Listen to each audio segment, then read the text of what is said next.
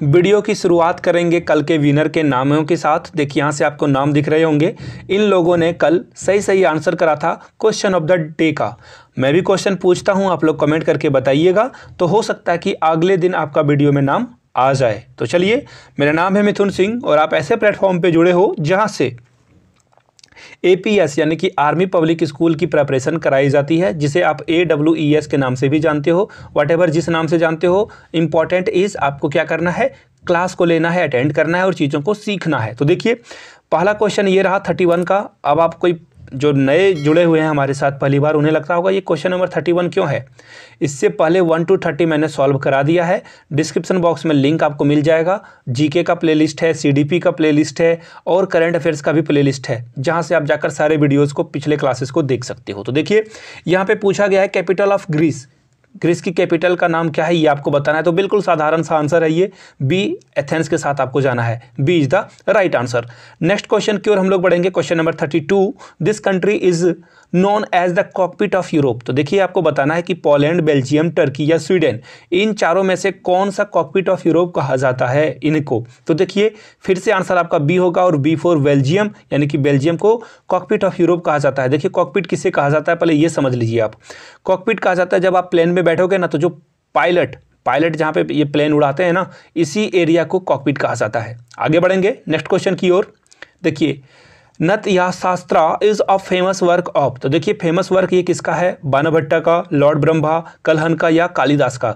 तो correct answer आपका जो होगा ना, वो होगा लॉर्ड ब्रह्मा के द्वारा ये जो है रचित, ये जो है क्रिएट की गई है, यानी बी आपका क्या होगा, करेक्ट आंसर हो जाएगा। नेक्स्ट क्वेश्चन की ओर बढ़ेंगे। अब देखिए, इस क्वेश्चन को बिल्कुल साधारण लैंग्वेज में मैं समझा देता हूं। आपसे पूछा गया है UN जो है कब बना था, UN की एग्जिस्टेंस कब हुई थी, इन विच ईयर, 1941, 43, 44 या 45। तो ये क्वेश्चन ना बहुत सारे एग्जाम में बहुत सारे बार आ चुके हैं। तो इसका जो राइट आंसर है फिलहाल के लिए तो डी ही है, आप नोट कर लीजिए। 1945 में ये क्या हुआ था, एग्जिस्टेंस में आया था। आगे बढ़ेंगे क्वेश्चन नंबर 35 की ओर। Eduskunta is a name of parliament. Norway का है या फिनलैंड का है या ऑस्ट्रिया का या इटली का। देखिए, अब यहाँ से क्वेश्चन कैसे बनेंगे आप देख लीजिए। पढ़ने का तरीका मैं आपको बता देता हूँ, आपके लिए होमवर्क भी है। और कोई अगर चालाक आदमी, इंसान, चालाक तो नहीं, मैं चालाक is not a good word, it's a bad. आपको बस जो कोई वाइज इंसान है, पढ़ा लिखा इंसान है, जो जिन्हें पता है, कमेंट करके आप लोग ना कुछ इंडिया के आसपास के नेबरिंग कंट्री के संसद को, पार्लियामेंट को क्या कहा जाता है, कमेंट करके नीचे बता दीजिए आप लोग। और चाइना के पार्लियामेंट को क्या कहा जाता है, USA के पार्लियामेंट को क्या कहा जाता है, इजराइल के पार्लियामेंट को क्या कहा जाता है, लिख दीजिए ताकि और लोग भी जान पाएं। क्योंकि ये क्वेश्चन ना एग्जाम में कभी भी पूछे जा सकते हैं, इतना इंपॉर्टेंट ये क्वेश्चन है। अगर आपको नहीं पता है, आपका क्या काम है, बुक से या फिर गूगल से आप जो है क्वेश्चन को देख लीजिए। आपको जो जो कंट्री लगता है कि इंपॉर्टेंट है, सबसे पहले तो इंडिया के नेबरिंग कंट्री का पूरा आपके पास बायोडेटा होना चाहिए फर्स्टली।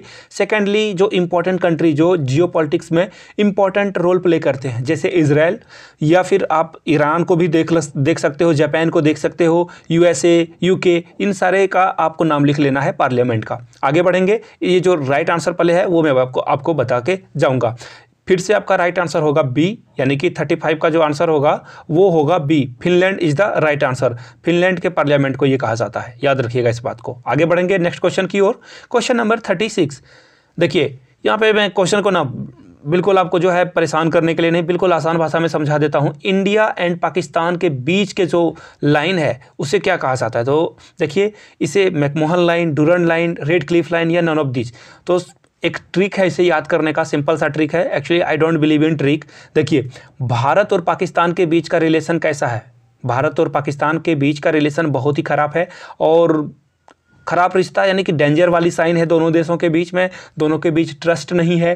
तो देखना, जब ट्रेन वगैरह या फिर कुछ आपको जो है डेंजर को इंडिकेट करना होता है, तो आप कौन सी बल्ब जलाते हो, रेड बल्ब जलाते हो। तो देखिए, यहाँ पे आपको जो ऑप्शन है ना, उसमें रेड दिख रहा होगा। कौन सा, option number C, Radcliffe Line. तो रेड क्लिफ एक व्यक्ति थे जिन्होंने भारत और पाकिस्तान के बीच में लाइन को बांटा था। और आपको एक फन फैक्ट मैं बता दूं, रेड क्लिफ जो है, इनसे पहले इंडिया के बारे में बहुत उन्हें नॉलेज नहीं थी। इंडिया को बांटने से पहले वो इंडिया को जानते ही नहीं थे, लेकिन फिर भी उन्होंने बंटवारा किया। वो बोलते हैं ना कि बंदर के हाथ में तराजू दे दोगे तो बिल्लियाँ आपस में लड़ेगी, तो बंदर ही फायदा उठाएगा, रोटी वही खाएगा। तो ऐसा ही बात यहाँ पे ब्रिटिशर्स ने इंडिया और पाकिस्तान के साथ भी किया। सी आपका करेक्ट होगा इसके साथ। आगे बढ़ेंगे नेक्स्ट क्वेश्चन की ओर। Which of the following represent the number of जजेस in the international court of justice. देखिए ICJ इंटरनेशनल कोर्ट होता है यहाँ पे, और अगर किसी कंट्री को, जैसे पाकिस्तान में अभी कुलभूषण जी का मामला चल रहा था, उन्होंने फांसी की सज़ा सुना दी थी कि ये स्पाई हैं, ऐसा कहा गया था पाकिस्तान के द्वारा। भारत ने इंटरनेशनल कोर्ट में, याद रखिएगा, इंटरनेशनल कोर्ट में इस मामले को घसीटा और वहाँ से जो है पाकिस्तान के जो सुप्रीम कोर्ट का ऑर्डर था उस पर स्टे लग गया है कि आप फांसी नहीं दे सकते हो। तो यहाँ पर पूछा गया कि कितने नंबर ऑफ जजेस होते हैं, ज्यूरी से बोला जाता है, इंग्लिश में अगर मैं बोलूँ टू बी प्रिसाइज जूरी बोला जाता है। तो यहाँ पे जूरी में कितने नंबर ऑफ जजेस होते हैं ये आपको पूछा गया है इस क्वेश्चन में। तो देखिए इसमें जो राइट आंसर होगा वो होगा 15 जजेस की बेंच होती है, वो डिसाइड करती है कि क्या सही और क्या गलत है, कोई एक व्यक्ति डिसाइड नहीं करता है। बी आपका करेक्ट आंसर होगा। बढ़ेंगे क्वेश्चन नंबर 38 की ओर, और 38 का जो क्वेश्चन है वो यहाँ से देखिए, इसे जो है आप ऐसे समझ सकते हो। देखिए ये जो एक मेडिसिन है, ये मेडिसिन किस चीज़ को डील करती है ये आपसे पूछा गया है, तो यहाँ पे आप जो है चीज़ों को समझ सकते हो। तो देखिए इसका जो राइट आंसर होगा, इस मेडिसिन का पर्पस क्या है। ये जो ब्रांच ऑफ मेडिसिन है ना, ये डील करती है प्रेगनेंसी में, किसमें, प्रेगनेंसी में डील करती है, लेबर में, और चाइल्ड बर्थ के समय जो है डॉक्टर इस मेडिसिन का यूज़ करते हैं। यानी कि ए इसका क्या होगा, करेक्ट होगा। पेन पेपर पे इसे नोट डाउन कर सकते हो। आगे बढ़ेंगे नेक्स्ट क्वेश्चन की ओर। उससे पहले छोटा सा प्रमोशन, जिनको प्रीवियस ईयर क्वेश्चन पेपर चाहिए होगा वो मुझसे परचेज कर सकते हो। ओनली 100 रुपीज़ में आपको पेपर मिल जाएंगे, और जिन्हें नोट्स चाहिए होगा वो 499 का एक छोटा सा ट्रांजेक्शन करेंगे, उन्हें मेरे हैंड रिटन नोट्स मिल जाएंगे। जो भी परचेस करना चाहते हैं यू कैन बाय दैट।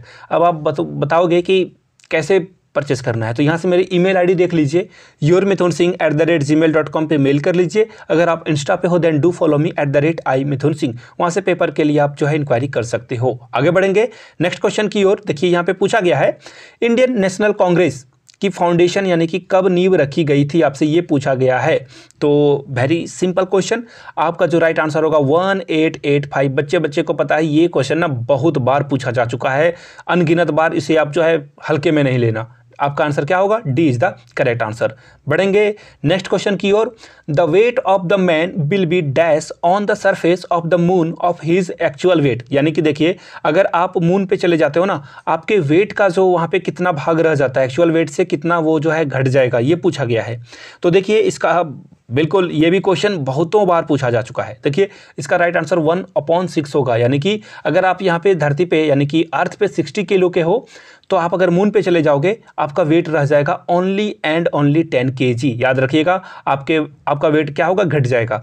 तो आंसर क्या राइट है, यहाँ पे देखिए 1/6 is the right answer, D इसका करेक्ट आंसर होगा। देखिए आज मैं 10 ही क्वेश्चन कराऊंगा, मैं चाह रहा हूँ कि रोज 20 से 30 क्वेश्चन कराए जाए, बट एग्जाम जैसे नज़दीक आएगा मैं और भी क्वेश्चन करूँगा, क्योंकि मुझे रात में भी एक क्लास लेनी है, CDP की मैं क्लास लूँगा, तो आप लोग जो है उस क्लास को देखना ना भूलिएगा। तो चलिए फिलहाल के लिए इतना ही। अगर आपने अभी तक घंटी वंटी नहीं दबाई है तो घंटी वंटी दबा दीजिए, चैनल को सब्सक्राइब कर लीजिए और वीडियो को लाइक और अपने देखिए किसी पढ़ने वाले दोस्तों तक इसे शेयर जरूर कर दें। Thank you so much for watching this video. और सॉरी, मैंने आज क्वेश्चन ऑफ द डे पूछना भूल गया। अगर आपने यहाँ तक देख लिया है तो चलो मैं क्वेश्चन ऑफ द डे आप लोगों से पूछ लूँ।